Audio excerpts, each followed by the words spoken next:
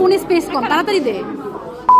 জানি না আবার কবে তোদের সাথে দেখা হবে, তবে এই সুন্দর মুহূর্তগুলো ক্যাপচার করে রেখেছি, এটাই আমার কাছে অনেক বেশি আনন্দের একটা বিষয়। তো আজ সকালে ছিল আমাদের ভাইবা পরীক্ষা, মাস্টার্সের ভাইবা পরীক্ষা। সকাল সকাল ঘুম থেকে উঠে আমি রেডি হয়ে চলে গেছি, কিছু খাওয়ার টাইম পাইনি। পরীক্ষা ছিল সকাল 9টায়। তো যাওয়ার পথে আমি ক্যাপিটাল সিরাজের সেই বিল্ডিংটা দেখছিলাম। এই বিল্ডিংটাতে কিছুদিন আগে আগুন লেগেছে, তার উপরেই ছিল বাবুল্যান্ড। তো সৌভাগ্যবশত সেদিন কারো কোনো ক্ষতি হয়নি, যেটা খুবই আনন্দের একটা সংবাদ। যাই হোক, এরপরে আমি চলে গেলাম পরীক্ষার হলে। পরীক্ষার হলে যাওয়ার প্রায় 2 ঘন্টা পরে আমাদের পরীক্ষা শুরু হয়েছিল, কিন্তু সকাল থেকে বান্ধবীদের ফোনের জ্বালায় আমি অতিষ্ঠ। একের পর এক কল দিচ্ছে, কিরে তুই কোথায়, কখন আসবি? আরেকটু সাজ। ও মাই গড, কম্প্যাক্ট পাউডার নিয়ে আইছে। আমার ফোনে স্পেস কম, তাড়াতাড়ি দে। লিপস্টিক তুই একবারে মেকআপ বক্সটা নিয়ে আসতি। তো এই যে আমার বান্ধবীদের কাণ্ড দেখুন, এক একটা সব মেকআপ বক্স নিয়ে এসেছে, কলেজে বসেই সব মেকআপ করছিল।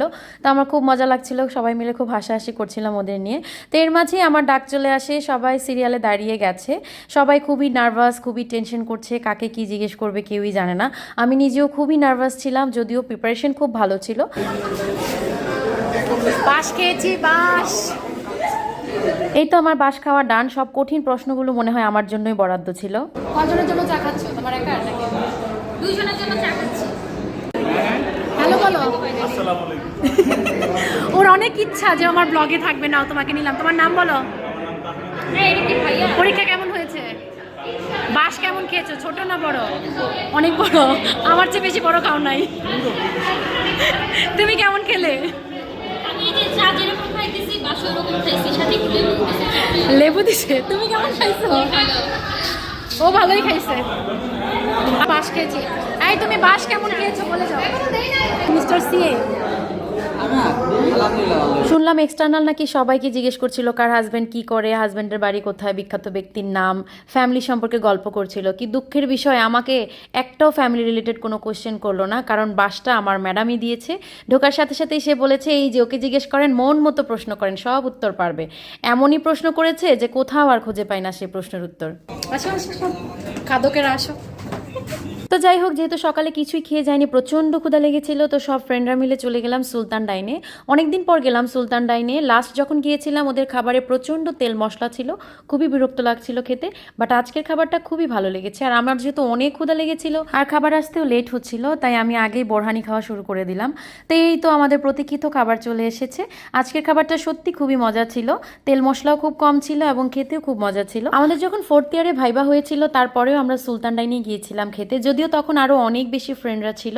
তাদের মধ্যে ম্যাক্সিমাম ফ্রেন্ডরাই এখন অন্যান্য কলেজে চলে গেছে, যোগাযোগও নেই হয়তো তাদের সাথে। আমি জানি এই ফ্রেন্ডগুলোর সাথেও হয়তো বা যোগাযোগ অনেক কমে যাবে, আর সেই কারণেই তোদের সাথে এই সুন্দর সুন্দর মুহূর্তগুলোকে ক্যাপচার করে রেখেছি। এই শাহবাদ ভাইবা শেষ, ওই যে বান্ধবীরা আসতেছে পিছনে, ঠিক আছে? আমি আর শাহবাদ এলো সামনে, হাসতে হাসতে বান্ধবী আজকে শেষ দিনের বেশি হাসি হাসতেছে। লাইক দিয়ে দাও একটা। তো ভরপেট কাচ্চি খাওয়ার পরে আমরা চলে গেলাম লেমন মিন্ট খেতে, যেহেতু খুবই গরম পড়েছিল আজকে, তাই বলেছিলাম বেশি করে আইস দিয়ে আমাদেরকে লেমন মিন্ট বানিয়ে দিতে। আর সেই আইস খাওয়ার কারণেই এখন আমার গলার এই অবস্থা, নিশ্চয়ই আপনারা বুঝতে পারছেন। Thank you. তো আমরা সবাই মিলে লেমন মিন্ট খাচ্ছিলাম আর প্ল্যান করছিলাম যে আমরা রমনায় একদিন শাড়ি পরে যাব সবাই মিলে, কারণ আমাদের সবার খুব ইচ্ছা ছিল ভাইবার দিন শাড়ি পরার।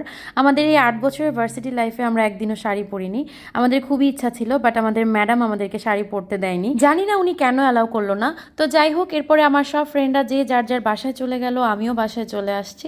সত্যি দিনটা খুবই সুন্দর ছিল, মনটা খুবই ভালো লাগছে, তবে ওদেরকে খুব মিস করব সেটা ভেবেও খুব খারাপ লাগছে। তো যারা যারা শেষ পর্যন্ত আমার ভিডিওটি দেখেছেন তাদেরকে বলছি, আমাদের সবার জন্য অনেক অনেক দোয়া ও আশীর্বাদ করবেন, যেন আমরা আমাদের লক্ষ্যে পৌঁছাতে পারি এবং জীবনে সফল হতে পারি।